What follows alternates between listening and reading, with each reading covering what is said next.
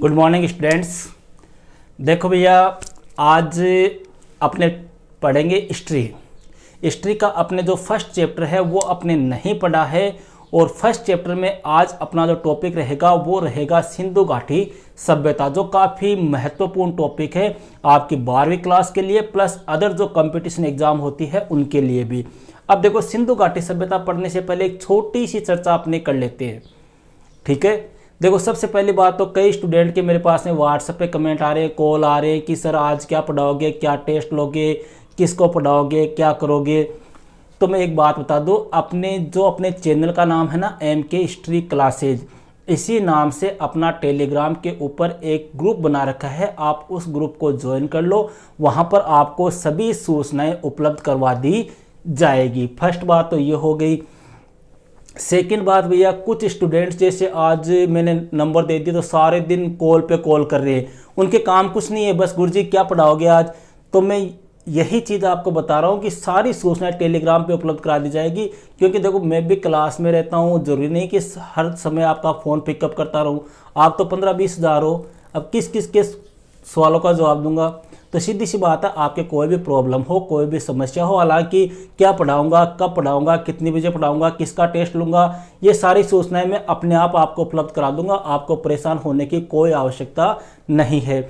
अब आपके अगर कोई प्रॉब्लम्स आती है, मान लो बाई चांस मैं फ़ोन पिकअप नहीं कर रहा हूँ, क्लास में हूँ, तो आप एक काम करो, आपके जो भी प्रॉब्लम्स है वो आप मेरे व्हाट्सएप पे छोड़ दो, या आप कमेंट में लिख दो, या फिर आप टेलीग्राम पे मैसेज छोड़ दो। जैसे ही मेरे को समय मिलेगा मैं आपकी समस्या का तुरंत समाधान कर दूंगा। क्लियर है। अब दूसरी बात, आज भैया कोई टेस्ट नहीं है, कल टेस्ट होगा, पॉलिटिकल साइंस का होगा, और खंड ब की इकाई सेकंड जो है, इकाई फर्स्ट का टेस्ट हो चुका है, इकाई सेकंड का अपने टेस्ट होगा। एक बात और बता दूं, देखो कुछ स्टूडेंट्स अपने चैनल से नए जुड़ रहे हैं, अभी जुड़ रहे हैं। हालांकि जो पुराने स्टूडेंट्स हैं उनको सबको पता है कि पॉलिटिकल साइंस कंप्लीट हो चुकी है, और मोस्ट क्वेश्चन यहाँ तक कि मैंने वो क्वेश्चन बता दिए जो 100% एग्जाम में आएंगे, 5-5-6 अंक वाले, यहाँ तक मैंने बता दिए। अब जो स्टूडेंट नए जुड़ रहे हैं, चाहे वो पॉलिटिकल के हो या हिस्ट्री के हो, कोई भी हो, तो उनको मैं यही कहना चाहता हूँ कि आप कुछ भी टॉपिक पूछने से पहले एक बार आप प्लेलिस्ट में देख लो। आपको प्लेलिस्ट में सारी चीज़ें मिल जाएगी। कई स्टूडेंट के कमेंट आ रहे हैं कि सर बड़े क्वेश्चन बताओ। अरे तो बड़े क्वेश्चन बताने के हैं, मैं तो बता चुका हूँ पहले से ही, ठीक है। तो इन बातों का आपको ध्यान रखना है। आप पहले प्लेलिस्ट में पूरा चेक कर लो, पूरी पॉलिटिकल अच्छी तरह से कंप्लीट हो चुकी है, सारे क्वेश्चन मैं बता चुका हूँ, यहाँ तक कि निबंधात्मक क्वेश्चन, बड़े क्वेश्चन जो लगभग आने की संभावना है वो तक मैं बता चुका हूं। ओके, तो अब देखो भैया, स्टार्ट करते हैं आज अपने हिस्ट्री का फर्स्ट चैप्टर, भारत का वैभवपूर्ण अतीत। देखो भैया, इसमें अपने आज पढ़ेंगे सिंधु घाटी सभ्यता, जो काफी मोस्ट है, बहुत महत्वपूर्ण है। तो देखो भैया, स्टार्ट करते हैं सिंधु घाटी सभ्यता। सबसे पहले एक दो क्वेश्चन का ध्यान रखना आप, कई बार क्वेश्चन आता है भैया, सभ्यताओं की जननी किस सभ्यता को कहा जाता है। तो मेसोपोटामिया की जो सभ्यता है भैया, इसे सभ्यताओं की जननी कहा जाता है। मतलब सबसे पहले जो सभ्यता थी वो मेसोपोटामिया की सभ्यता ही थी, इसे अपने सभ्यताओं की जननी कहा जाता है। और मिस्र की सभ्यता जो है, इसे अपने सभ्यताओं का पालना कहा जाता है। या नील नदी का वरदान जो है वो किसे कहते हैं, मिस्र की सभ्यता को। अपने सिंधु घाटी सभ्यता जो है, इस सभ्यता को भैया देखो, सबसे पहले बात करते हैं इस सभ्यता के कालक्रम की, कि इसका समय कब से कब तक था और यह सभ्यता कहाँ फैली थी। तो देखो, अपने NCERT के अकॉर्डिंग इस सभ्यता का जो समय है वो 2600 ईसा पूर्व से लेकर 1500 ईसा पूर्व तक, 2600 ईसा पूर्व से लेकर 1900 ईसा पूर्व के मध्य माना जाता है। अपने तत्कालीन भारतीय उपमहाद्वीप में यह सभ्यता फैली थी। मतलब इस समय जो अपने जो तत्कालीन उपमहाद्वीप था, भारतीय उपमहाद्वीप था, जिसमें अपने भारत, पाकिस्तान वगैरह ये शामिल थे, वहाँ पर यह सभ्यता फैली थी। और कहाँ फैली थी, सिंधु व उसकी सहायक जो नदियाँ थी, उस नदियों के आसपास में यह सभ्यता पाए जाने के कारण इस सभ्यता का नाम क्या पड़ गया, सिंधु घाटी सभ्यता। क्लियर है भैया। अब इसी सभ्यता को अपने इतिहास में हड़प्पा सभ्यता के नाम से भी जानते हैं। इसलिए जानते हैं क्योंकि इस सभ्यता के दौरान जो खोजा गया पहला स्थल था उसका नाम क्या था? हड़प्पा था। इस कारण इसको हड़प्पा सभ्यता के नाम से भी जाना जाता है। अब देखो बात यह आती है कि सर इसका उत्खनन जो है वो किसने प्रारंभ किया? तो एक ध्यान रखना, 1861 ईस्वी में 1861 ईस्वी में एक विभाग का गठन हुआ था जिसका नाम था भारतीय पुरातत्व सर्वेक्षण विभाग। क्या नाम था? भारतीय पुरातत्व सर्वेक्षण विभाग। और इस विभाग का गठन किसके निर्देशन में हुआ था? कनिंघम के नेतृत्व में। समझ रहे हो? 1861 ईस्वी में कनिंघम के नेतृत्व में भारतीय पुरातत्व सर्वेक्षण विभाग का गठन हुआ या स्थापना हुई। और इसी का जो 1904 ईस्वी में महानिदेशक बना था वो बना था जॉन मार्शल। तो इसी जॉन मार्शल महोदय के नेतृत्व में इस सभ्यता का क्या हुआ था? उत्खनन हुआ था। समझ रहे हो? 1861 में कौन से विभाग की स्थापना हुई? भारतीय पुरातत्व सर्वेक्षण विभाग। किसने की? कनिंघम ने। 1904 में उसी भारतीय पुरातत्व सर्वेक्षण विभाग का महानिदेशक कौन बन गया? John Marshall. और जॉन मार्शल ने कौन सी सभ्यता का उत्खनन कराया? सिंधु घाटी सभ्यता का। हड़प्पा सभ्यता क्यों कहते हैं? क्योंकि इस सभ्यता का खोजा गया पहला स्थल कौन सा था? हड़प्पा था, इसलिए हड़प्पा सभ्यता कहते हैं। सिंधु घाटी सभ्यता नाम क्यों पड़ा? क्योंकि यह सभ्यता जो है वो सिंधु व उसकी सहायक नदियों के आसपास में पनपी थी, वहां पर पाई गई थी, इसलिए इसे सिंधु घाटी सभ्यता के नाम से भी जाना जाता है। अब इसका नामकरण कब हुआ था? भैया इसी सभ्यता को 1924 ईस्वी में सर जॉन मार्शल ने, एक अखबार था जिसका नाम था लंदन वीकली, इस अखबार में इसका नाम जो है वो क्या दिया था? सिंधु घाटी सभ्यता दिया था। कब? 1924 में। कौन से अखबार में? लंदन वीकली में। क्लियर है? अब बात करते हैं भैया इस सभ्यता के विस्तार की। आकृति कैसी है? इसका विस्तार कैसा है? तो देखो सबसे पहली बात, यह सभ्यता जो है वो 13 लाख वर्ग किलोमीटर, कितनी? 13 लाख वर्ग किलोमीटर में यह सभ्यता क्या है? फैली हुई है। अब भारत की बात करें तो देखो भारत में इस सभ्यता के जो स्थलों की बात करें कि सबसे उत्तर में अंतिम स्थल कौन सा है? दक्षिण में कहाँ तक है? पूर्व में इसका विस्तार कहाँ तक है? पश्चिम में इसका विस्तार कहाँ तक है? तो देखो सिंधु घाटी सभ्यता जो है भैया इसका उत्तर में विस्तार जो है वो कहाँ तक है? मांडा तक है। मांडा पड़ता है अपने जम्मू कश्मीर में। दक्षिण में जो इसका विस्तार है वो है देमाबाद तक। देमाबाद कहाँ पर है? अपने महाराष्ट्र में। इधर अपने पूर्व में इसका विस्तार जो है वो कहाँ तक है? आलमगीरपुर तक। आलमगीर पड़ता है भैया अपने यूपी में। और पश्चिम में जो इसका विस्तार था वो कहाँ तक था? सूत का गैंडोर तक, जो अपने पाकिस्तान में पड़ता है। क्षेत्रफल कितना है? 13 लाख वर्ग किलोमीटर। इस सभ्यता की जो आकृति है वो किस प्रकार की है? त्रिभुजाकार है। किस प्रकार की आकृति है? त्रिभुजाकार आकृति में है। इस सभ्यता की जो उत्तर से दक्षिण की ये लंबाई है, उत्तर से दक्षिण की जो लंबाई है वो कितने किलोमीटर है भैया? 1400 किलोमीटर है। उत्तर से जो दक्षिण की जो लंबाई है वो 1400 किलोमीटर है। और पूर्व से पश्चिम की जो लंबाई है वो कितने किलोमीटर है? 1600 किलोमीटर है। यहां तक अपनी बात क्लियर है। कई बार क्वेश्चन आता है कि यह सभ्यता किन देशों में फैली हुई है या इसका फैलाव किन देशों में है? तो ध्यान रखना, इस सभ्यता का फैलाव जो है वो मुख्य रूप से भारत, पाकिस्तान और अफगानिस्तान में है भैया। ठीक है। इस सभ्यता के अब तक भारत में लगभग 1000 के आसपास स्थल पाए जा चुके हैं। यहां तक बात क्लियर है।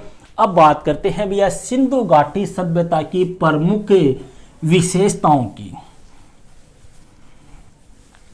देखो सारे के सारे इसमें छोटे क्वेश्चन है। बड़े क्वेश्चन जो आएंगे ना वो आएंगे सिंधु घाटी सभ्यता का सामाजिक जीवन, उनका आर्थिक जीवन, उनका धार्मिक जीवन किस प्रकार का था। आज जो बता रहा हूं वहां से जो क्वेश्चन आएंगे वो आएंगे छोटे क्वेश्चन। क्लियर है। अब बात करते हैं भैया सिंधु घाटी सभ्यता की प्रमुख विशेषताएं। देखो विशेषताओं को अच्छी तरह से पढ़ना है, यहां से बहुत क्वेश्चन आपके पुटअप होते हैं। पहली विशेषता तो क्या है कि भैया यह किस प्रकार की सभ्यता थी, यह नगरीय सभ्यता थी। किस प्रकार की सभ्यता थी, नगरीय सभ्यता थी, ग्रामीण नहीं थी भैया। ग्रामीण आ जाए तो कौन सी सभ्यता हो जाएगी, वैदिक सभ्यता। भारत की पहले नगरीय सभ्यता सिंधु घाटी सभ्यता, ग्रामीण पूछ ले तो अपने वैदिक सभ्यता। इस सभ्यता के लोग जो है वो कॉपर के साथ में क्या मिलाते थे, टिन मिलाते थे, और किसका निर्माण करते थे, कांस्य का निर्माण करते थे। इस कारण इस सभ्यता को कांस्य युगीन सभ्यता के नाम से भी जाना जाता है। या क्वेश्चन सीधा पूछ ले कि सिंधु सभ्यता के लोग किस धातु का प्रयोग करते थे, तो कांसे का। क्लियर है। इस सभ्यता के लोग जो थे वो भोले भाले थे, उपयोगितावादी लोग थे, उपयोगितावादी लोग थे, शांतिवादी लोग थे, मतलब लड़ने झगड़ने में विश्वास नहीं करते थे। यह सभ्यता कैसी सभ्यता थी भैया, नगरीय सभ्यता थी। इसका मतलब इस सभ्यता की प्रमुख विशेषता क्या हो गई, व्यापारिक हो गई। यह सभ्यता जो है वो व्यापारिक सभ्यता थी, मतलब इनका आर्थिक जो पक्ष तो था वो कैसा था, व्यापार था। और व्यापार किसके माध्यम से द्वारा किया जाता था, बैलगाड़ियों के माध्यम से व्यापार किया जाता था। इसी कारण बैल इस सभ्यता का मुख्य पशु माना जाता है। कुब्बड़दार बैल जो था वह मुख्य पशु था। इस सभ्यता के जो मकान थे वो किससे बने हुए थे, पक्की ईंटों से बने हुए थे। और इन ईंटों की लंबाई चौड़ाई जो मोटाई का अनुपात था वो क्या था, 4:2:1 था। क्लियर है। इस सभ्यता के लोग जो है वो सबसे ज्यादा उनका जो उपयोगी पशु जो था वो कौन सा था, कुब्बड़दार बैल था। लेकिन कुछ ऐसे पशु, कुछ ऐसे धातु भी थी जिनसे वो लोग बिल्कुल भी परिचित नहीं थे। तो ध्यान रखना, सिंधु सभ्यता के जो लोग हैं वो घोड़े, गाय, तलवार और लोह धातु से क्या थे, अपरिचित थे। देखो भैया लोहा जो है ये तो आया था अपने उत्तर वैदिक काल में। अपने गाय, घोड़ा ये सब कौन सी सभ्यता में आ गए थे, वैदिक सभ्यता में। अपने भारतीय इतिहास में लेखन कला का जो प्रारंभ हुआ था वह भी किसकी देन मानी जाती है, सिंधु घाटी सभ्यता की देन मानी जाती है। मतलब लेखन का प्रारंभ भी जो है वो कब, कौन सी सभ्यता से हुआ था, सिंधु घाटी सभ्यता से हुआ था। और प्रसिद्ध पशु जो था वो आपको मैं बता ही चुका हूं कौन था, कुब्बड़दार बैल। कुब्बड़ आप जानते ही हो सब क्या होता है।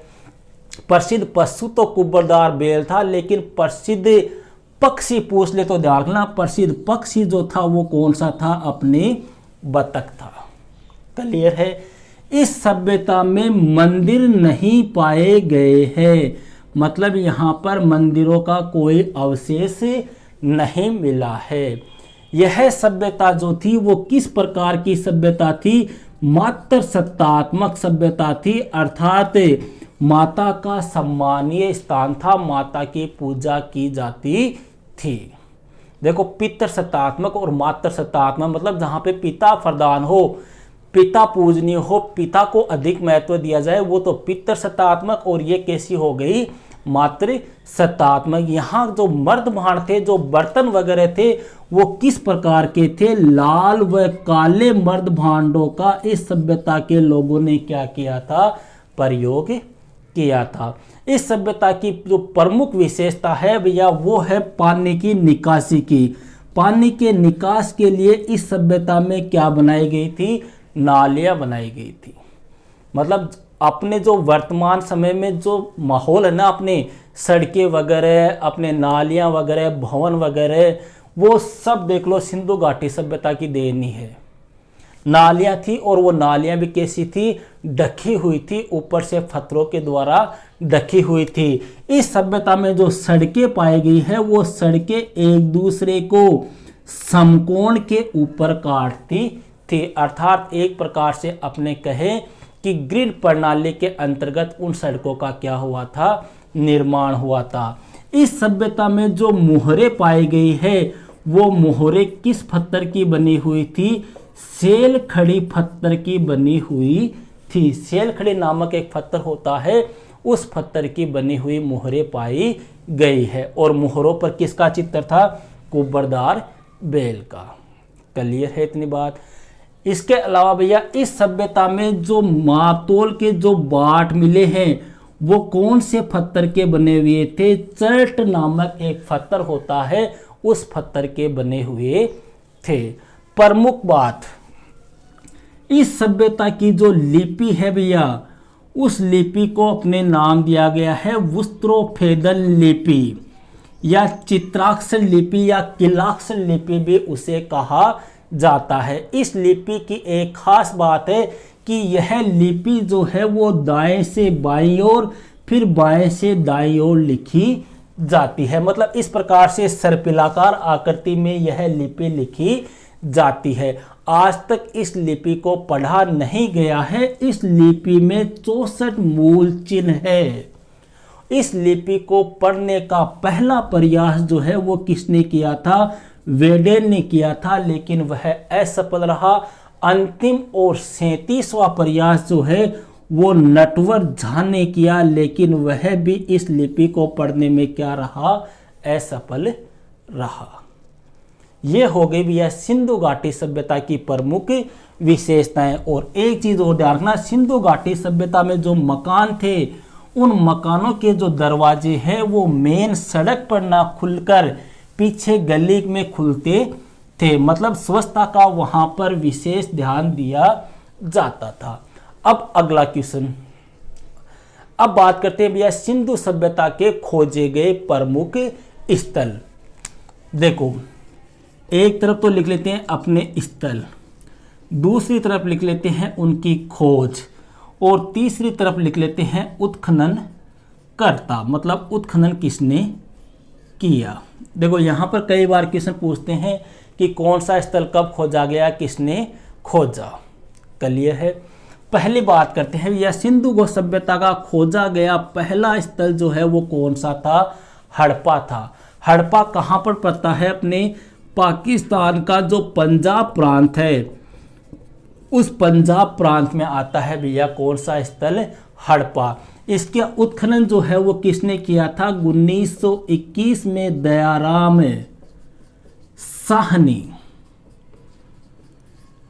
साहनी के नेतृत्व में इसका उत्खनन किया गया। यह सिंधु घाटी सभ्यता का खोजा गया पहला स्थल था, इस कारण इसे हड़प्पा सभ्यता के नाम से भी जाना जाता है। दूसरा स्थल आता है भैया मोहनजोदड़ो। मोहनजोदड़ो का देखो शाब्दिक अर्थ होता है मर्तकों का टीला या मर्तकों का नगर।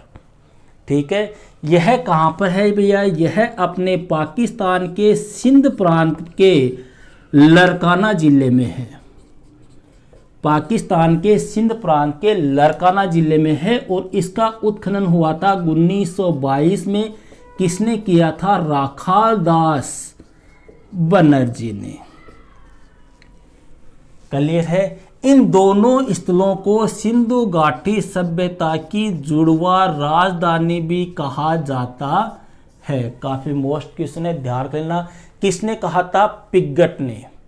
पिग्गट महोदय ने हड़प्पा व मोहनजोदड़ो को सिंधु घाटी सभ्यता की जुड़वा राजधानी बताया है। तीसरा स्थल जो मेन आता है भैया वह है अपने चनूदड़ो। चनूदड़ो कहाँ पड़ता है भैया? अपने बलूचिस्तान पाकिस्तान में। ठीक है, बलूचिस्तान पाकिस्तान में। इसका जो उत्खनन हुआ था वो हुआ था 1931 में। किसने किया था? एनजी मजूमदार ने। एनजी मजूमदार ने। क्लियर है इतनी बात? अगला स्थल आता है भैया प्रमुख स्थलों की बात करें तो रोपड़। रोपड़ कहाँ पड़ता है भैया? अपने पंजाब में। रोपड़ कहाँ पर पड़ता है? पंजाब में। इसका उत्खनन किया था 1950 ईस्वी में यज्ञदत्त शर्मा ने। देखो ये मेन स्थल बता रहा हूँ, ये आपको रटने पड़ेंगे क्योंकि कई बार क्वेश्चन आ जाता है।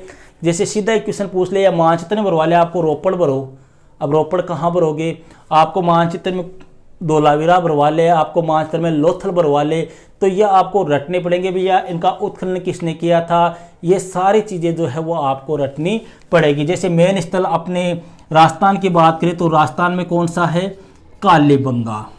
कालीबंगा कहाँ पर पड़ता है भैया, अपने राजस्थान के कौन से जिले में, हनुमानगढ़ में। अब क्वेश्चन आ जाए कि कालीबंगा की जो खोज है वो किसने की, उत्खनन किसने किया, तो खोज तो की थी भैया 1953 ईस्वी में अमलानंद घोष ने, और इसका उत्खनन हुआ था 1961 से 1969 के बीच बीबी लाल और बीके थापर के नेतृत्व में। ध्यान रख लेना भैया। और दशरथ शर्मा जो है, इन्होंने कालीबंगा को भी सिंधु घाटी सभ्यता की तीसरी राजधानी बताया है। अगला स्थल आता है भैया, फेमस स्थल की बात करें तो धोलावीरा। धोलावीरा कहाँ पर पड़ता है, अपने गुजरात में। धोलावीरा कहाँ पर आ गया, अपने गुजरात में। यहाँ पर उत्खनन का कार्य किसने किया था, 1967 ईस्वी में जगपति जोशी ने। मेन स्थल अपने भैया हो चुके हैं। एक मेन स्थल और रह गया अपने लोथल। लोथल जहां पर बंदरगाह पाया गया है, डॉकयार्ड या गोदीबाड़ा पाया गया है। कहां पर है लोथल, भी अपने गुजरात में है। और यहां पर उत्खनन का कार्य जो है वो 1957 ईस्वी में SR राव ने किया था। यह है भैया सिंधु सभ्यता के प्रमुख स्थल। आज तक अपने यहाँ तक अपने जितना पढ़ा है उनमें से छोटे क्वेश्चन आपसे पूछे जाएंगे, और कम से कम 2 से 3 क्वेश्चन यहाँ से पूछे जाने की संभावना है। कल अपने जो पढ़ेंगे वहाँ से पूछेंगे बड़े क्वेश्चन। कल के वीडियो में अपने बात करेंगे सिंधु घाटी सभ्यता का सामाजिक, धार्मिक, आर्थिक, व्यापारिक जीवन। ओके भैया, तो मिलते हैं नेक्स्ट वीडियो में एक नेक्स्ट टॉपिक के साथ। कल अपनी सिंधु घाटी सभ्यता की क्लास नहीं होगी, कल होगा अपने पॉलिटिकल साइंस का टेस्ट। Okay, that's